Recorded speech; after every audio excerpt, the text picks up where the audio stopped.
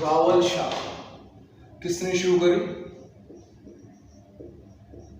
रावल शाह। तो रावल कंपनी के को-फाउंडर,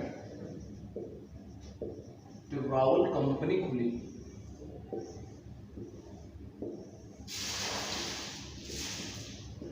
उसको शुरुआत तो की शेम सिंह।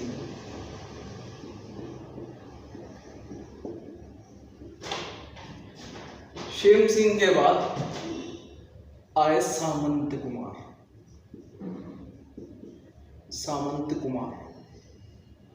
और दूसरा था कुमार सिंह।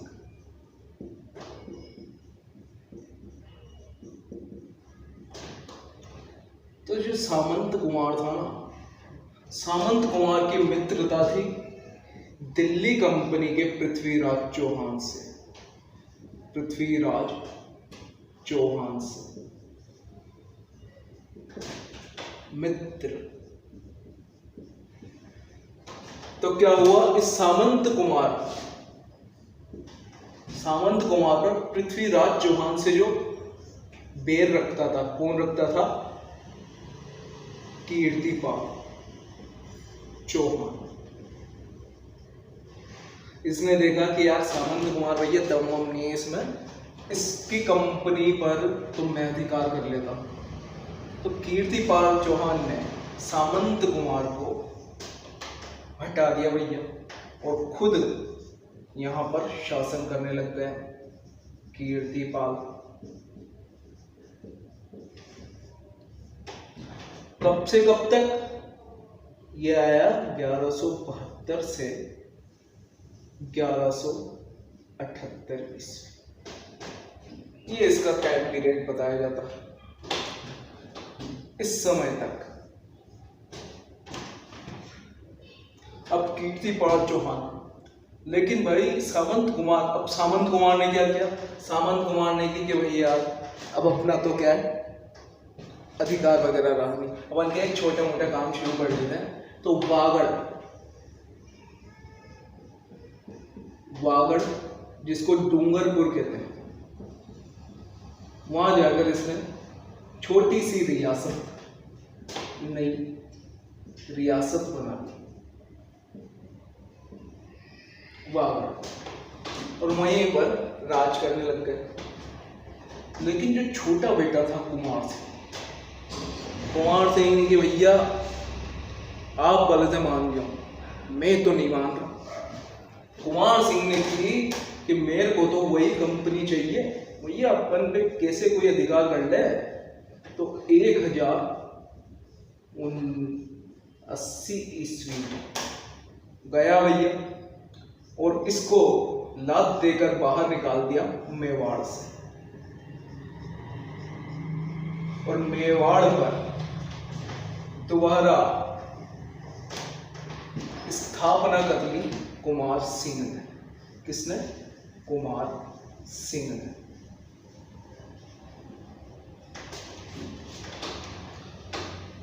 अब जो ये था सामंत कुमार, ये तो तराइन के युद्ध में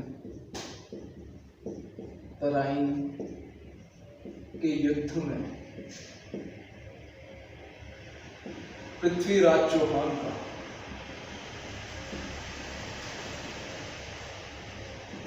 साथ देते हुए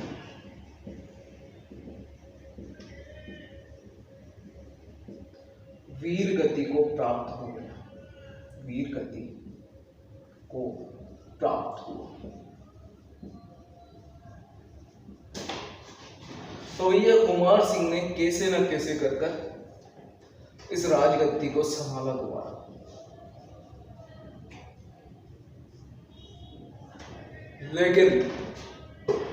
लेकिन इसके बाद जो आया, कौन आया? जैत्र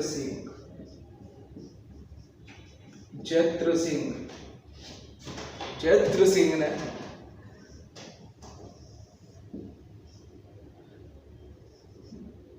1213 से 1253 ईस्वी तक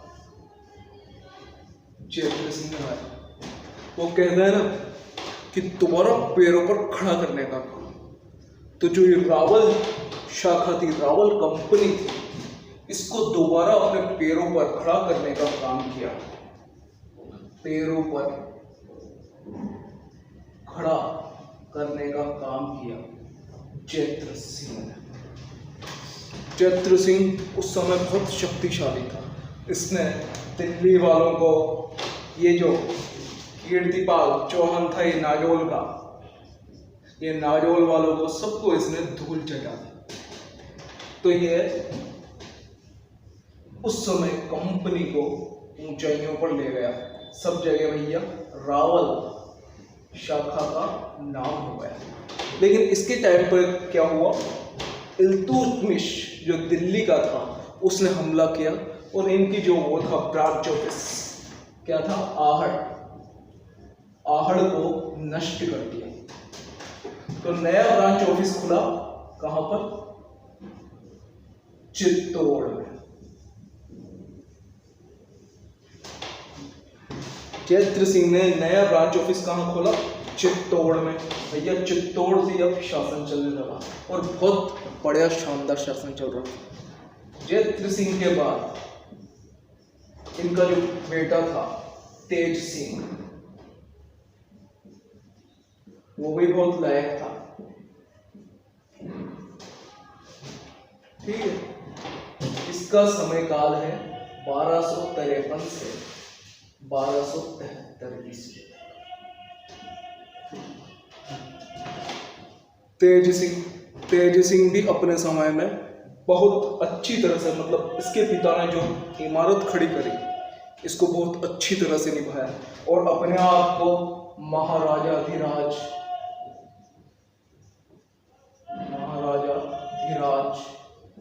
परमेश्वर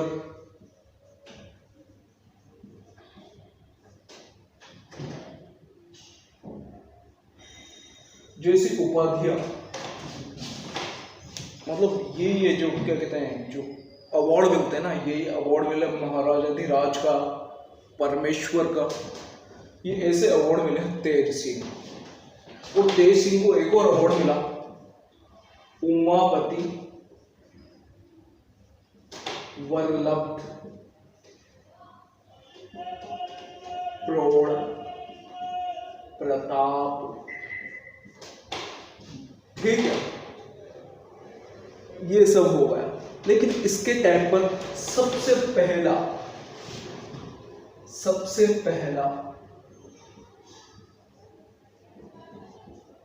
चित्रित जो ग्रंथ था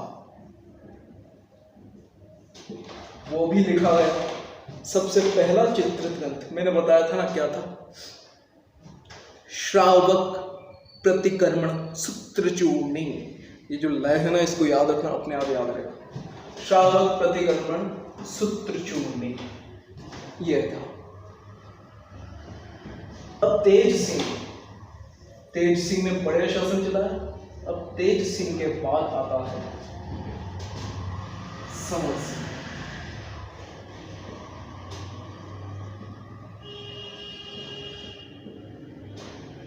बाद आता है समर सिंह।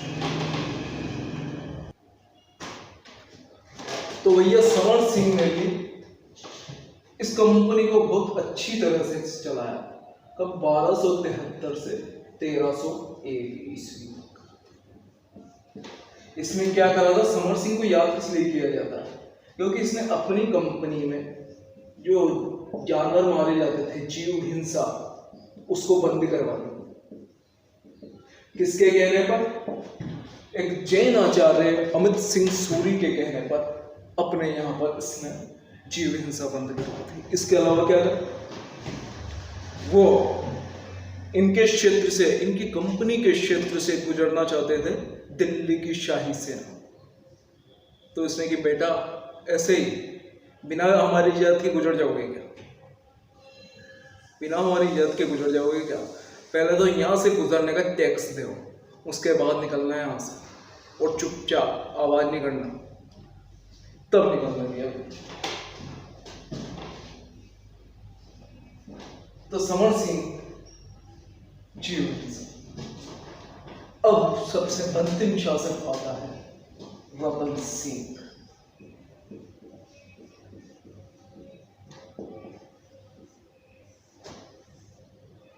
रतन सिंह ने विदेश में जाकर, विदेशी था मतलब समुद्र पार जाकर, जो सिंहल देश था उससे वैवाहिक संबंध बनाया, विवाह किया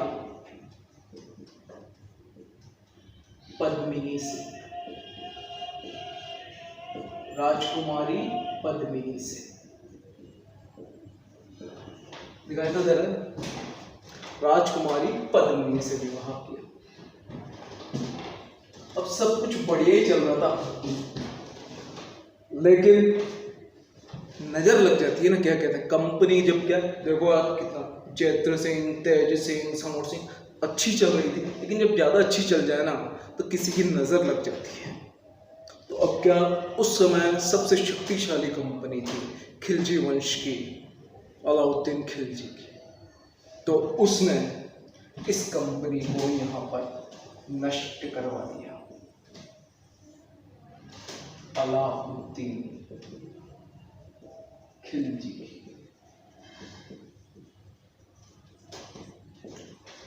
तो यहां पर हो गई रावल शाखा का अंत। रावल शाखा, तो यहां पर ये रावल कितनी, दो कंपनियां खुली थी ना, एक राणा शाखा, एक रावल शाखा। तो रावल शाखा का अंत हो गया, लेकिन अभी राणा शाखा बची है। तो अब हम शुरुआत करते हैं मित्रों राणा शाखा की। एक और बात, ऐसे ही इन्हीं ट्रिक क्या होता है, ट्रिक मतलब ऐसी सरल भाषा जिससे हम कोई कठिन चीजें सरल हो जाए, और ऐसा ही मैं आपके लिए कुछ भी कर सकता हूँ।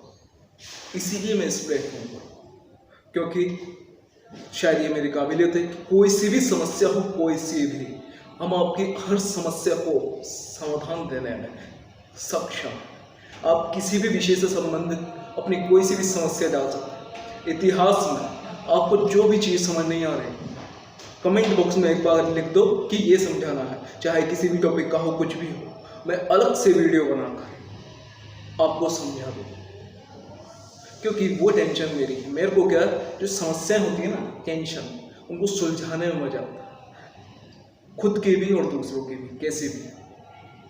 तो अगर आपके किसी भी विषय में, किसी भी चीज़ को लेकर, किसी भी टॉपिक को लेकर कोई समस्या हो कि हाँ ये समझ में नहीं आया, तो आप आसानी से पूछ सकते हैं बिना किसी दिक्कत के। हम आपकी पूरी सहायता करने की कोशिश करें, क्योंकि आप हमारे मित्रों की तरह हैं और हमारे मित्रों के लिए हम हमेशा उपस्थित हैं। तो ये पूरी हो गई है, और अब हम शुरू करेंगे राणा शाखा।